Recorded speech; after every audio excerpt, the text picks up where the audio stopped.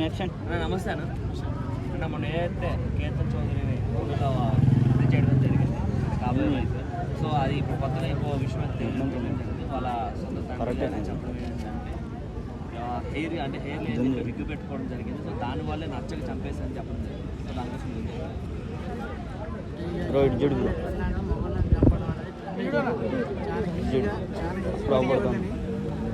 అబ్బాయి నచ్చకపోయినా లేదా అమ్మాయి వేరేటోళ్ళు లవ్ చేసినా పెళ్లి చేసుకున్న లాస్ట్కి భలే అబ్బాయి ఈ రోజు పెళ్లి చేసుకోవాలంటే చాలా వెనకాడు చేస్తున్నారు.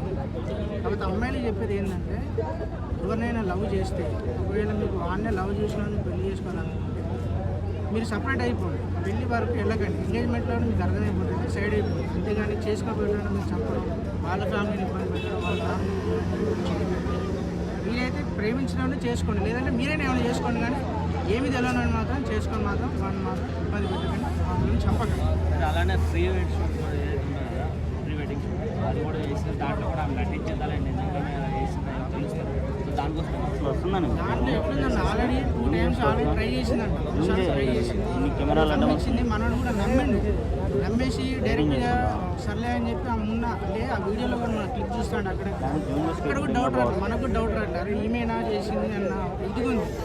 అయితే నేనేది ఏంటంటే ఎవరిని కూడా నమ్మకండి. ప్రీ వెడ్డింగ్ షూట్ ఏంటంటే ఈ మైండ్ సెట్ ఏందనేది ఈ వెడ్డింగ్ షూట్లోనే వాడికి అర్థమైపోతుంది. వాళ్ళ లేడీస్ అవుట్లోడ్ మైండ్ సెట్ ఏందని క్యాచ్ చేస్తున్నారు. క్యాచ్ చేసి టైం చూసుకొని దెబ్బ కొడుతుంది. ఆల్రెడీ ఇది చాలాసార్లు జరిగింది, ఇట్లా చూసినాం. ఈ వెడ్డింగ్ షూట్ జరిగి మైండ్ సెట్ ఏందో తెలుసుకొని ఫస్ట్ ఐటెం జరిగింది, అది ఫెయిల్ అయిపోయింది. రెండోసారికి చేసింది, ఇది మిస్ అయితే నెక్స్ట్ ఏం చేయాలో కూడా ఆల్రెడీ ప్లాన్తో ఉంది. కాబట్టి ఇట్లా జరిగింది. దయచేసి ఎవరు ఇట్లా చేయకండి.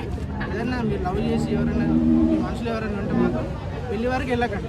అంటే ఇలాంటి విషయాలు చూసినప్పుడు ఇప్పుడు పట్టున్నా సరే పెళ్లి చేసుకోండి భయపడాల్సిన అవసరం వచ్చినట్టు ఇలాంటి విషయాలు చూస్తే అంటే ఇలాంటి దారుణాలు చూసినాక పట్టుండేటోళ్ళు కూడా పెళ్లి చేసుకొని భయపడతారు.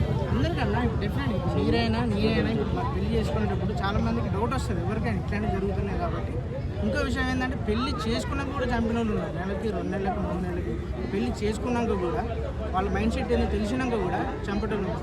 వీలైతే ప్రేమించిన చేసుకోండి, లేదంటే మీరు చచ్చిపోండి. కానీ ఏమీ తెలియని మాత్రం చంపి వాళ్ళ కుటుంబాన్ని మాత్రం రోడ్డునే.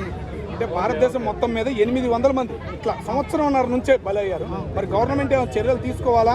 ఈ ఎట్టాగే కొనసాగిస్తే ఊరుకుంటారు? గవర్నమెంట్ ఎట్లుంటుంది, ఇప్పుడు ఒక అమ్మాయి నేను ఫ్రెండ్లీగా మాట్లాడుతున్నా, అక్కడికి వచ్చినప్పుడు చిన్న ఆర్గ్యుమెంట్ జరిగి అమ్మాయి మన మీద రివర్స్ చేసి నేను అరేంజ్మెంట్ చేసినట్టు గవర్నమెంట్ మనం తీసుకెళ్ళి బొక్కలేదు.